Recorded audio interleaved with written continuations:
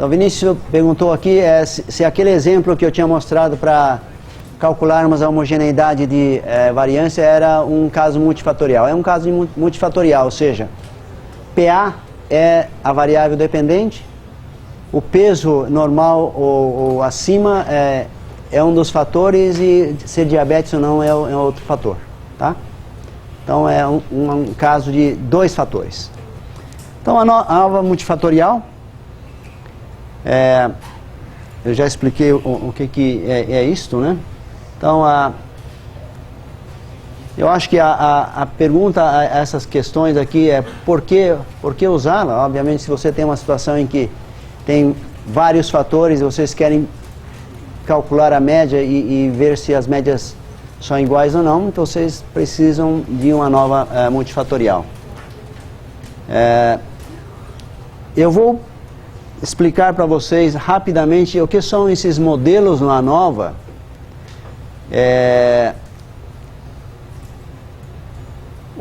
Nas nossas aulas nós vamos lidar com fatores que nós chamamos de fatores fixos, né? Mas na prática existem situações que surgem o que nós chamamos de fatores aleatórios. E o procedimento para calcular o cálculo da análise de variância quando você tem fatores aleatórios é um pouco diferente. E esses modelos que tem, são três tipos de modelo: modelo 1, 2 e 3 de ANOVA, né? Então, se vocês ouvirem esse termo em algum lugar no livro-texto ou em artigo científico, tenham em mente que isso se refere a situações em que você tem fatores. Modelo 1 é o que só tem fatores fixos. Modelo 2 é que tem mistura de fixo e aleatório. E o modelo 3 é o que só tem fatores aleatórios, tá? Então é importante que vocês detectem isso e saberem que há métodos distintos de cálculo de ANOVA para cada uma das três situações, tá bom? Aqui nós lidaremos somente com casos de fatores fixos, tá? Mas é importante lembrar que Minitab tem rotinas que fazem cálculo de todos os três modelos que acabamos de falar, tá? Professor, pode dar um exemplo de fator aleatório?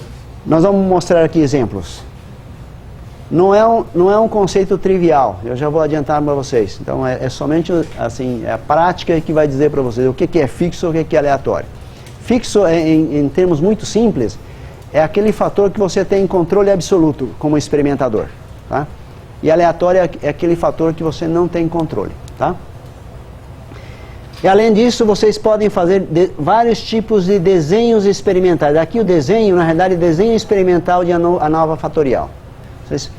Vocês é que determinam como é que vocês vão coletar esses dados. E além disso, existem modelos gerais, né? Nós vamos somente falar em Passan. E aí tem vários modelos fatoriais, os modelos desenhos aninhados.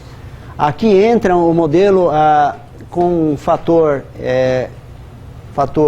aleatório, né? No aninhado. Tem casos em que você pode fazer medidas repetidas, medidas em blocos, e aí nós vamos... E aqui a nova, que já falamos, estamos somente, na realidade, mencionando aqui. Vamos apresentar exemplos para que vocês tenham uma ideia do que são cada uma dessas coisas, né? Olha lá, aqui é uma situação típica de ANOVA de dois fatores, né? Nós queremos determinar a produção agrícola por hectare de milho em função de quantidade de adubos, fósforo e nitrogênio que vocês vão usar, né? E aqui na realidade tem uma média, como são 3 níveis de uso de fósforo e 3 níveis de uso de nitrogênio, controle provavelmente aqui é uma situação em que você não usou nitrogênio ou fósforo. Como são 3 situações e 3 condições, 3 vezes 3 você tem na realidade uma tabela de contingência com 9 grupos, tá? E cada um dos grupos na realidade foram replicados 5 vezes. Então esse valor que nós estamos observando aqui é na realidade a média de 5 replicações, ou seja, o fazendeiro escolheu 5 áreas para cada um deles de 1 hectare e viu a produção com o uso de diferentes valores de... Essa é uma situação típica, né, de fator fixo. Quer dizer, o experimentador é que determinou cada uma das condições. Tá? Então, a adição de nitrogênio nós chamamos de fator 1 e o fósforo fator 2. Tá? Ou condição.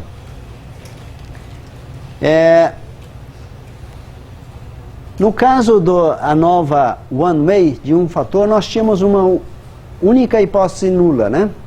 Que era a igualdade de médias dos vários grupos. Aqui nós podemos ter várias hipóteses nulas, que nós vamos falar em seguida. Tá? E mais interessantemente, quando você faz multifatorial, vocês podem estudar inclusive interações que há entre dois fatores. Ou seja, será que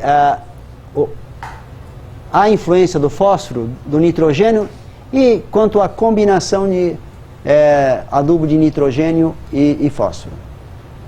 Podemos ter essa condição também. E vamos mostrar graficamente o que significa isso, tá bom? Vamos lá. Então aqui nós temos, na realidade, vamos apresentar as vantagens que o desenho ANOVA multifatorial tem. A primeira vantagem é que, ao contrário de múltiplos testes T, como já vimos na análise fatorial 1, você tem controle sobre o nível de significância. Tá? Já tínhamos falado sobre essa questão de você fazer múltiplas comparações, né?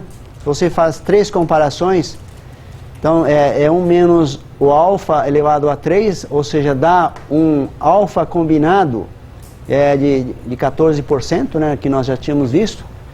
E na realidade, com esse tipo de desenho experimental, você consegue impor o alfa, né, que vocês quiserem, alfa igual a 5 ou 1%. Né? Isso é a mesma vantagem em relação a one way, a nova de um fator só, tá bom?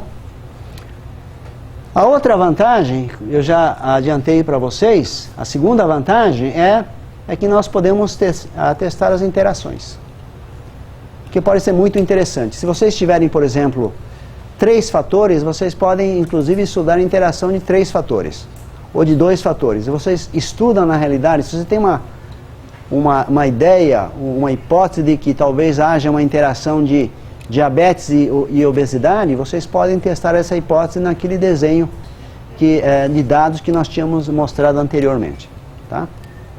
Por meio de ANOVA multifatorial. Tá claro isso? Aqui, na realidade, nós estamos fazendo considerações. Aqui nós temos uma das coisas que nós poderíamos fazer é testar one way para cada um dos níveis de nitrogênio, né? Ou seja, nós poderíamos usar a ANOVA de um fator para cada um dos níveis de nitrogênio. Consegue ver isso? Para amarelo, ou seja, naquela situação de controle em que você não adicionou nitrogênio no experimento. Então vocês podem testar como é que o fósforo se comporta numa situação controle, baixa concentração e alta concentração de fósforo. Tá? Vocês podem pegar a outra situação agora, de baixo nível de nitrogênio. Então vocês podem comparar 3. Mas quando vocês fizerem essas comparações independentemente, vocês não conseguem estudar a interação entre os valores. Tá? Ou seja, vocês não têm ideia do que está ocorrendo. O que você concluir aqui, vocês não podem comparar com o que vocês concluíram aqui. Por quê? Porque talvez nitrogênio influencie na resposta do fósforo. Está claro isso? Muito bom. Então, eu vou voltar a essa questão dos modelos, né? Então, há 3 tipos de modelos ANOVA, modelo 1, 2 e 3, tá? Como eu adiantei para vocês, olha só, a variável dependente aqui no caso é a taxa de crescimento do peixe, né? E os fatores são temperatura e pH, né? Temperatura está representada nesse eixo das abscissas, e as cores das bolinhas indicam o pH da água em que os peixes estão sendo criados, tá? tanto a temperatura quanto o pH são imposições do pesquisador, portanto é um fator fixo, né? Ambos os fatores, nesse caso, são fixos, portanto o modelo é denominado modelo do tipo 1. Tá? Então, nesse caso, como você controla as situações, você pode usar tanto o pH, tá, quanto a temperatura como preditor do crescimento do peixe. Ou seja, você pode, por exemplo, fazer reta de regressão e fazer previsões de o que ocorre, por exemplo, nesse ponto, por meio de modelos lineares. Tá? Nesse caso em particular do modelo 1, vocês podem fazer isso. Tá claro isso? Então esse é o modelo ideal para vocês fazerem, né? O modelo em que você tem controle sobre todos os fatores que você está estudando. Tá bom? No caso de multifatorial modelo tipo 2, aqui nós temos, olha lá. O primeiro fator, na realidade, é o quê? A ilha que nós estamos estudando, né? Eu falei ao contrário, no modelo tipo 2, na realidade, ambos os fatores são aleatórios. Tá? Então, o modelo tipo 3 é o modelo misto. Tá? Por que que a... Pois é. A aleatoriedade nas ilhas, se você tem um local de pesquisa definido, como assim? Não é aleatório totalmente? Olha lá, porque as características das ilhas, elas podem ser diferentes. Eu não, por exemplo, se houver animais maiores nessa ilha, eu não sei dizer por que animais são maiores naquela ilha. Ou seja, embora eu controle o local, eu não sei qual é o fator que está influenciando de fato. O fator biológico. A localização ele é um fator, mas ele não é um fator que pode ser usado como preditor de alguma coisa. Você pode dizer, olha, animais naquela ilha é maior, mas eu não sei por que são maiores. Está claro isso? E a questão do nível do mar em que os animais forem localizados também é outro fator, ou seja, as condições de vida naquele nível de mar de uma ilha de outra podem ser diferentes. Um lugar pode ser mais úmido, menos úmido, haver mais alimentos, menos alimentos. Então são fatores que, embora a altitude em que você localizou o animal seja um fator, ele não pode ser usado como fator preditivo, porque você não tem controle sobre esses fatores. Você não sabe como esses fatores influenciam no crescimento dos animais. Está claro isso? Acho que vocês pegaram bem, né, a questão, né? Um elemento tipo de aleatoriedade é o clima. Você tem mudanças climáticas numa determinada região que você não controla. Então você está estudando poluição em São Paulo e em Atibaia. Além das medidas de poluição objetivas, tem mudanças climáticas de inversão térmica que mudam a consideração dos poluentes no nível do cidadão que vai respirar. E aquilo é aleatório. Não dá para controlar. A própria poluição, se você não tem uma medida direta, como a CETESB faz... Mesmo medindo diretamente partículas específicas, tem outros elementos que mudam sem que você controle. Está claro, né? Então, o modelo 3, na realidade, é um modelo misto, né? Tá bom? Então, nesse caso aqui, olha só, o fator aleatório é a localização do animal. E o sexo do animal é o fator fixo. O seu sexo é uma coisa biologicamente bem determinado, né? Tá claro? Então, nesse caso, nós chamamos que é o modelo 3, ou seja, um modelo misto, em que você tem tanto fatores fixos como fatores aleatórios. Tá? Isso é uma nomenclatura que é importante que vocês saibam, porque se vocês depararem com uma situação em que tem fatores aleatórios, vocês precisam brecar, pensar, dizer, olha, não posso usar aquilo que eu aprendi aqui nos métodos quantitativos. Tá bom? Essa é a alerta que vocês precisam ter em mente. Nesse exemplo, por exemplo, se você sabe como o sexo influencia no peso, ele é fixo, se você não sabe, ele é aleatório? O mesmo fator pode ser tanto fixo quanto aleatório? Não. Quer responder, Raimundo? Porque sexo é um determinante bem estabelecido. Ou é masculino ou é feminino. Aleatório é quando as condições que envolvem aquela situação se modificam sem o seu controle. Então, a questão da ilha, o fato de você estar numa certa localidade geográfica, tem muitos elementos que contribuem para que altere o peso do animal. A vegetação, o clima, que não estão em questão. Ele apenas mora naquela ilha. No sexo também, tem vários fatores que podem influenciar no peso, hormônios, sei lá. Então, mas isso é uma situação mais controlada numa espécie. Mas, por exemplo, a elevação. Para mim devia ser fixo a elevação, não aleatória. Quem? A elevação. Elevação, se quiser, a altitude do... Em duas ilhas diferentes, Em duas cidades diferentes, o habitat pode ser diferente. a Sim, mas são vegetação... outros fatores que não a elevação. A elevação vai determinar características já conhecidas no lugar. Aí outros fatores podem alterar isso. Mas na realidade são duas ilhas distintas. Sim, mas são outros fatores que influenciam, não a elevação. Mas você não sabe quais são. Sim. Por isso são aleatórios. Tem fatores componentes que você não está levando em conta. Você não consegue levar tudo em conta. A pessoa mora no 30º andar, num prédio na Vila Paulista. O outro mora no 30º andar no Morumbi. São condições diferentes. Porque eu não sei o resto que cerca. Eu não sei quais são os elementos que compõem aquele ambiente. Então eu peguei duas características que parecem ser um fator.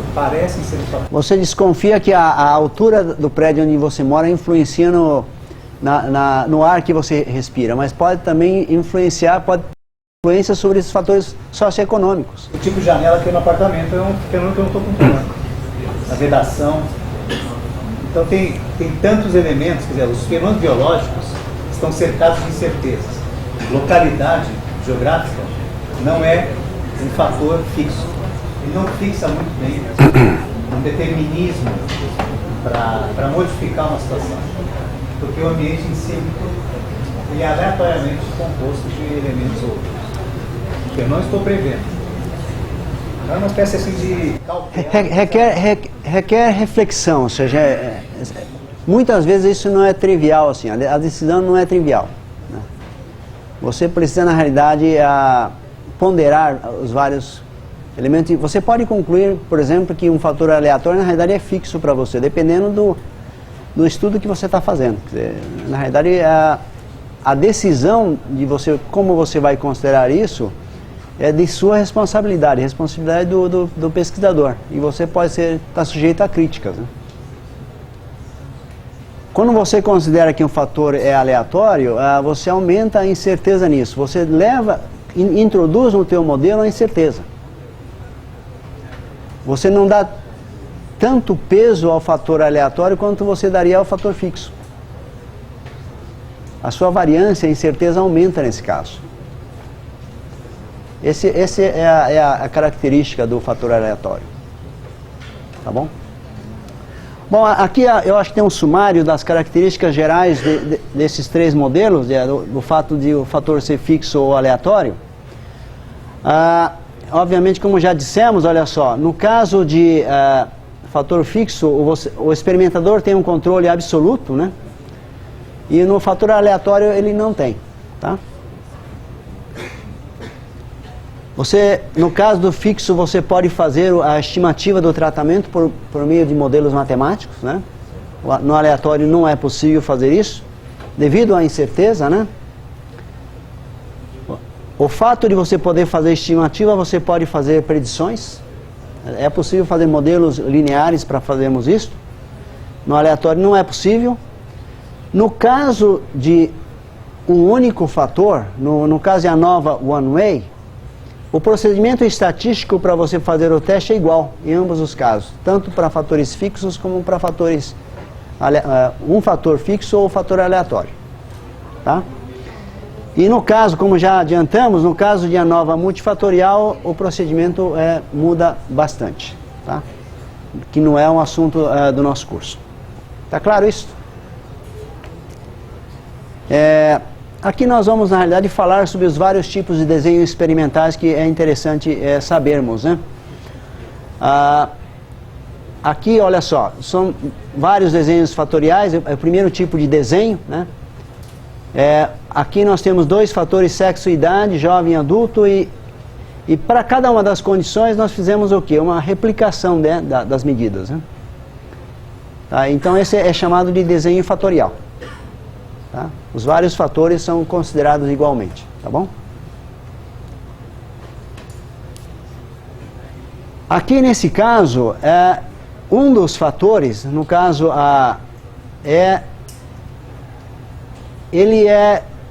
tem um fator que é aleatório.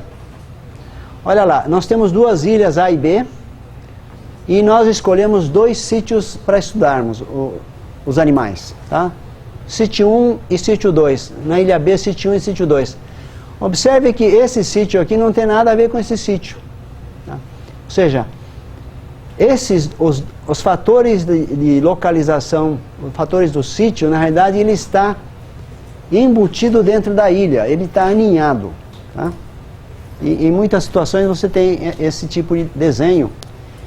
Vocês podem, por exemplo, estudar 2 hospitais, 2 tipos de hospitais, públicos e privados, em 2 cidades.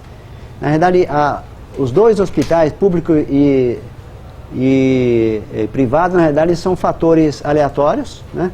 E esse seria um modelo típico de um desenho aninhado. Tá? Vocês achariam que o privado e o público seria um fator fixo, mas não é. Tá? Porque são em 2 cidades distintas, que podem ter condições econômicas, políticas, inclusive, bastante distintos entre as 2 cidades. Tá? Isso aí é um tipo de desenho, né? Aquilo que eu já adiantei para vocês. Se vocês coletam o mesmo número de dados para cada uma das grupos, cada um dos fatores, né? Cruzamento de fatores é chamado de balanceado, e quando você não tem, é denominado não balanceado. Sempre melhor nós termos coleta de dados balanceados, tá? E vocês podem ter desenho com replicação ou sem replicação. Em ambas as situações é possível fazermos os testes. Uma coisa que vocês vão notar é que se vocês têm um desenho desse tipo, não é possível calcular interação. Tá? Por quê? Porque você não tem informação suficiente para você estudar interação entre os fatores. Tá? E o próprio Minitab e todas as rotinas de ANOVA multifatorial, quando você tem replicação, ele automaticamente fornece para vocês as interações. Mas quando você tem uma situação sem replicação, ele não mostra a interação, tá? Porque não é possível calcular a interação. Bom, então é importante vocês terem em mente que vocês podem ter modelo 1, 2 e 3. No nosso caso, vamos lidar somente com o modelo do tipo 1, ou seja, fatores fixos. Vocês podem ter uma situação fatorial em que há cruzamento de todos os fatores, né, preenchimento, ou situação de aninhado em que vocês não podem fazer esse cruzamento. Tá? Balanceado ou não, com replicação ou não. Então, são basicamente essas 4 condições. Tá? Então, é importante que, principalmente no caso dos tipos de modelos, a maneira como nós fazemos o cálculo pode mudar bastante. Tá?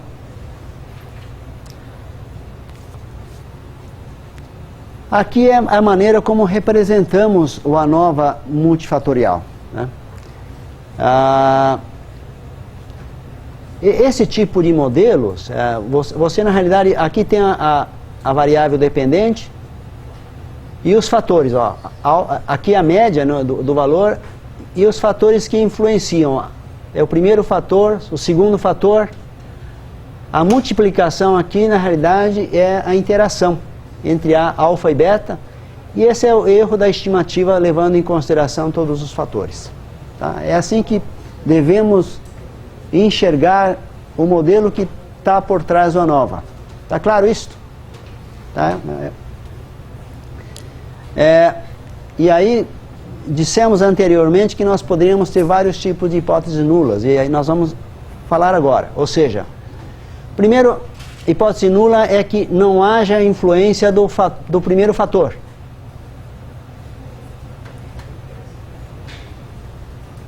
Tá?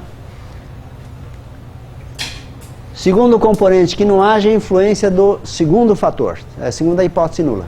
Tá? E a terceira hipótese nula é que você pode testar a interação entre os dois fatores. Ou seja, a terceira hipótese nula é que não haja interação entre o primeiro e o segundo fator. Desculpa, o que é o Mi? É a média. A média do valor. E, obviamente, se você tem uma situação em que tem 3 fatores, vocês podem estender esse modelo para 3 fatores. Olha lá. Que é uma situação de 3 fatores fixos, né? A média, o primeiro, o segundo e o terceiro fator. A interação entre o primeiro e o segundo, está aqui. A interação do primeiro e do terceiro fator, do segundo e do terceiro, e a interação entre os 3. Está claro? Então, no caso de 3 fatores, olha só, nós podemos ter 1, 2, 3, 4, 5, 6, 7 hipóteses nulas.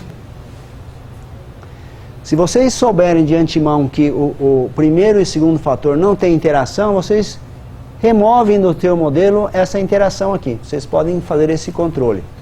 Então, o modelo final pode ter mais certeza, com um conhecimento prévio. Você sabe biologicamente que, por exemplo, o primeiro e o segundo fator não tem influência, então não tem interação, desculpe. Aí vocês podem retirar do modelo essa interação, por exemplo. Está claro isso? Ou seja, no estudo de ANOVA, vocês podem fazer esse tipo de escolha também. Tá? Professor, o que seria o último componente da expressão? É o erro da estimativa, ou seja, a variação que você não pode controlar. Erro de medida, variabilidade intrínseca do sistema biológico. É o erro de medida. O primeiro. Esse primeiro é J, representam o quê? Representam, na realidade, os vários escaninhos, né? Ou seja, o I, na realidade, é o primeiro fator, e o J são os vários elementos que tem nesse fator aqui. Numa regressão, num tipo de aproximação dessa, para cada Y de J, tem um alfa de I e um beta de J. Ou seja, são elementos que vão compor a reta. Não é, para você poder prever o Y, eu tenho que variar o alfa e o beta. Então, para cada indivíduo alfa e beta, eu tenho um Y associado. No caso do peso é normal e acima do normal. Então, o J seria, na realidade, essa variação. E aí, na interação, na realidade, é a composição do I e J, né? Se você tem 2 fatorial, você tem 4 combinações possíveis aí no caso. Tá? Para ficar mais claro, vamos falar de regressão. Isso seria. Nós não vamos entrar em detalhe de como as variâncias são calculadas, mas é a mesma ideia, a variância dentro do grupo, entre os grupos. E essas variâncias, na realidade, são particionadas em função de cada um dos fatores e das interações. Tá? Então, aqui é aquela figura de como o Minitab e todos os pacotes estatísticos mostram o resultado. Tá? Eu vou mostrar o exemplo da pressão arterial. Nos pacotes estatísticos, em geral, essa linha aqui não aparece, o total. Aparece o do grupo, né? O fator, no caso, número de graus de liberdade, a soma dos quadrados, né, das diferenças, e a média dos quadrados nada mais é do que esse valor aqui dividido pelo número de graus de liberdade. Lembra da expressão da variância entre os grupos? É exatamente essa expressão aqui, variância entre os grupos. O erro é a variância dentro do grupo. Tá? Isso sobre isto. E o F, na realidade, é isto sobre isso que está representado aqui.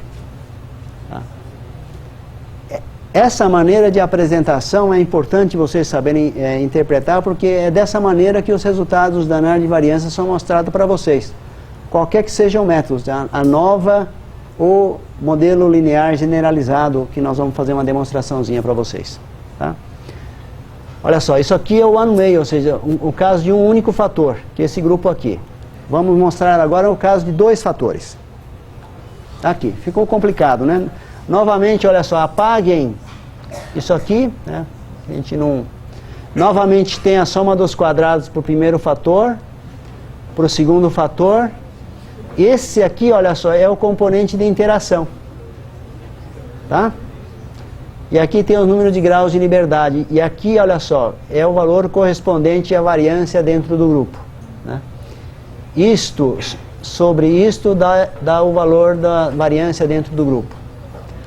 Então, para verificar se há influência do fator, do primeiro fator, nós precisamos calcular a variância entre os grupos, né, que corresponde a isto sobre isto, que é esse valor aqui, sobre esse valor aqui, que é a variância dentro do grupo, que está expresso aqui, ó.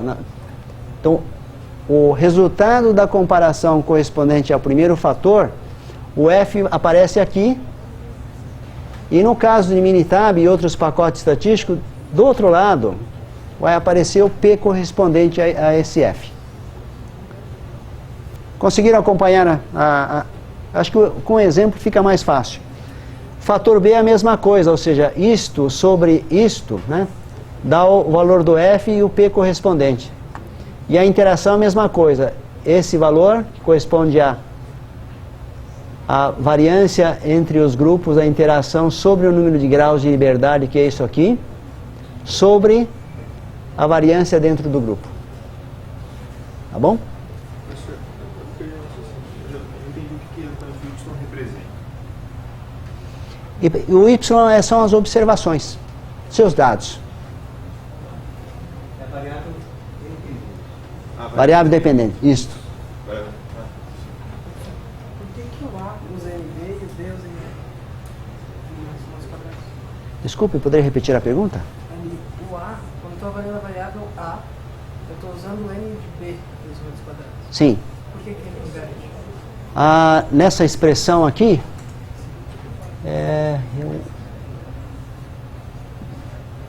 que na realidade, olha só, você na realidade tem uma malha, né? E você na realidade está fazendo uma soma. Olha só, aqui estão os As. Para você calcular essa variância, você vai ter que fazer a soma na vertical, que são os vários grupos do tipo B. Então é por isso que aparece aquele B lá. Tá? É uma matriz. Tá? E opostamente, no caso do B, você faz na realidade a soma na linha. Né? Tá? Por isso que aparece o B aí, o A e o B.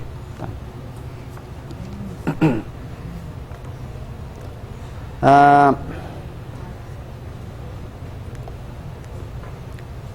Que eu acho que é uma repetição, né? Nós estamos simplesmente dizendo como é que seria a resolução de um problema com análise ANOVA de dois fatores. Né? Nós estamos estudando aqui no caso a interação entre sexo e idade, do tamanho das lagartixas. E obviamente aqui está a repetição da equação que nós vamos estabelecer. Né? E as três hipóteses nulas possíveis, né? Influência da idade, influência do gênero do animal e a influência da interação. E aí aqui nós vamos mostrar o tipo de interação que pode existir. Tá? Olha lá. Então aqui na realidade o valor das médias do tamanho do variável dependente, né? O que nós podemos concluir dessa figura?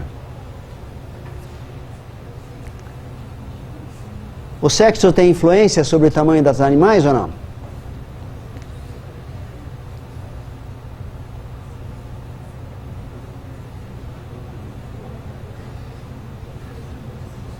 Não podem ler o que está escrito aqui, né? Só o gráfico. Ou seja, nem o sexo, nem a idade tem influência sobre o tamanho, né? Não há variação, né? Ou seja, o animal adulto tem o mesmo tamanho de um animal jovem, tá? E não há influência do gênero do animal. Nesse caso, olha só, não há influência do sexo, né? Do gênero, mas quando o animal envelhece, ele cresce de tamanho. Nesse caso, não há influência da idade, mas os machos são maiores do que as fêmeas. Tá? São as várias situações possíveis, né? E não tem interação entre os dois fatores, né? Os dois fatores parecem independentes. Olha esse caso interessante. Há diferença entre machos e fêmeas em função da idade, mas observe que os machos parecem ter uma taxa de crescimento maior do que as fêmeas. Então, aqui é um típico caso em que nós desconfiamos que haja interação entre sexo e a idade. Estatisticamente, obviamente, né? Essa é uma outra situação possível, né, de interação entre sexo e idade. Há influência do sexo, há influência da idade e parece que há interação da idade com o sexo. Vocês conseguem enxergar isto? Todo mundo está conseguindo enxergar o conceito do que é a interação? Então, as situações em que crescem juntos, há um cruzamento e há uma divergência, né?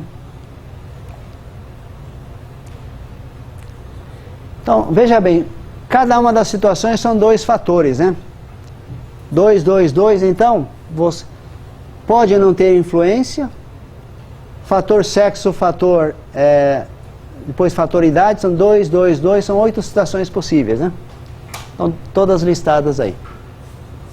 Tá? Ou seja, com o teste de ANOVA vocês podem concluir e vir com uma das condições, uma das 8 condições possíveis aí. Então, é um procedimento estatístico poderoso, né? Vocês podem concluir muito mais do que uma análise simples de one way, um único fator. Tá? E se vocês expandem isso para 3 fatores, o número possíveis aqui explode também, né? Aqui eu acho que eu vou simplesmente saltar isso, como você faria isto, né?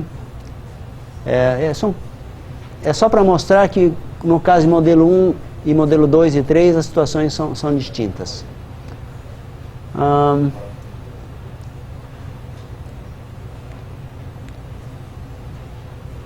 Eu vou só mostrar agora de como é que como é que se resolve isso no caso. Desse exemplo aqui de PA, peso e diabetes. Então, são 2 fatores. A variável dependente é a pressão arterial. E se vocês virem aqui, há 2 condições, né? Normal e acima para peso, não ou sim diabetes. Ou seja, cada um dos fatores tem 2 condições. É uma tabela 2x2 na realidade. Então vamos realizar a ANOVA nesse caso. Fizemos o teste de gaussianidade, fizemos homogeneidade das variâncias e agora nós podemos estabelecer a hipótese nula e alternativa, né? Ou seja, a influência do primeiro fator peso, da diabetes, e a outra hipótese é que haja ou não interação, tá? ANOVA, deixa eu ver aqui que fica mais fácil. Two-way, ANOVA two-way, tá? A resposta é a PA.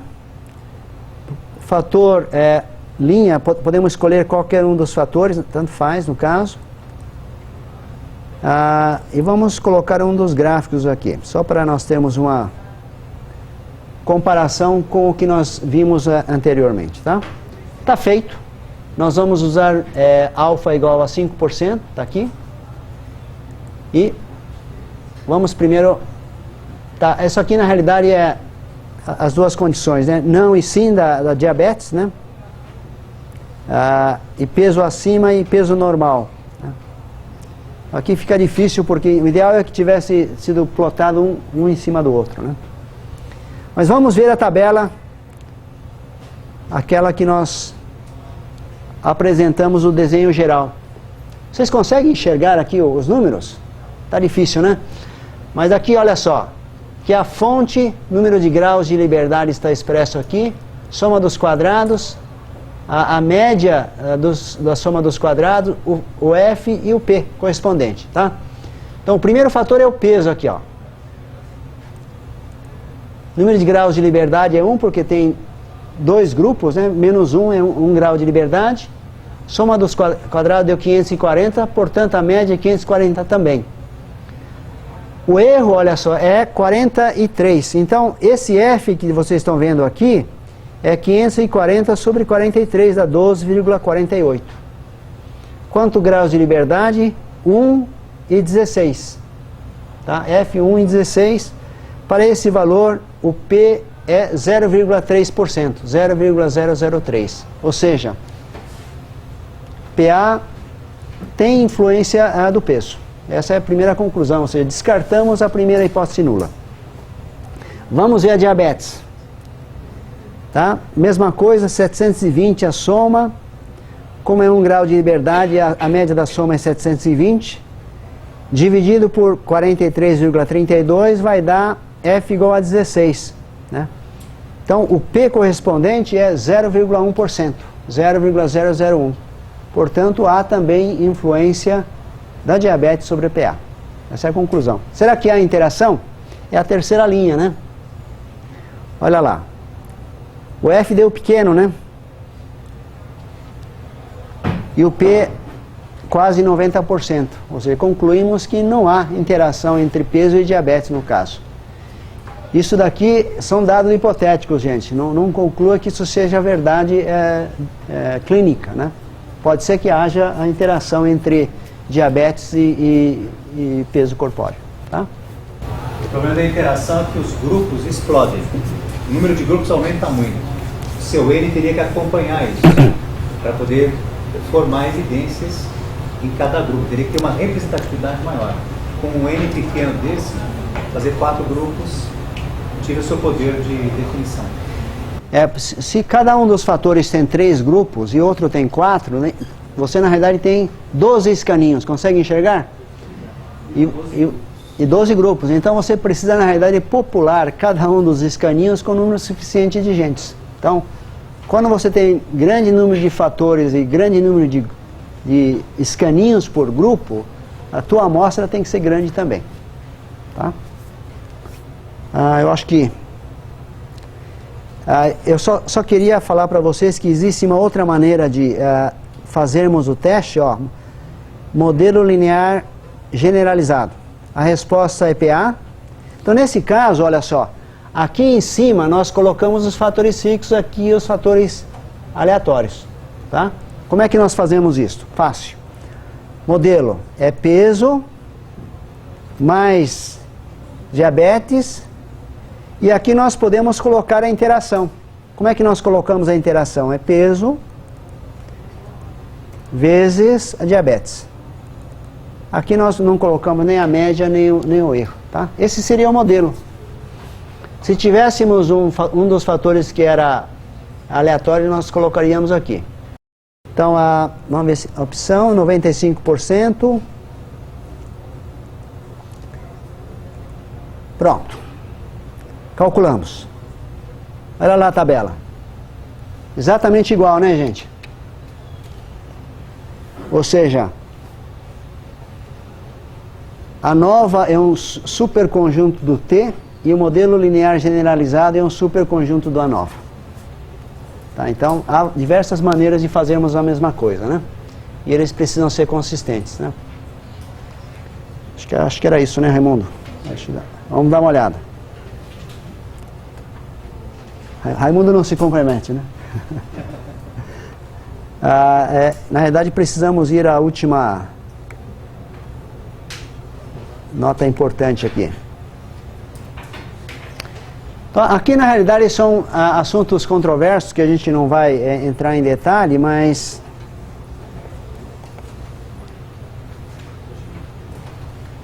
você pode ter umas situações que tem interação e você não ter efeitos individuais. de cada um deles, mas a literatura é controversa em relação a dizer se você deve testar o efeito principal ou não. Quando nós chamamos de efeito principal, é de cada um dos fatores, tá? Então, aqui chama a atenção que a decisão do que você vai fazer é muito mais do modelo biológico, do seu conhecimento biológico ou clínico que vocês têm sobre o problema que vocês têm em mão do que um problema estatístico, tá? Esse é o alerta que nós estamos fazendo aí. Então, acho que era isto, e a aula prática de hoje é relativamente longa, então daqui a 10 minutos, Raimundo? 15 minutos? 15 minutos de intervalo, tá bom? Alguma dúvida? Na prática, é importante que semana que vem temos prova, né? Isso.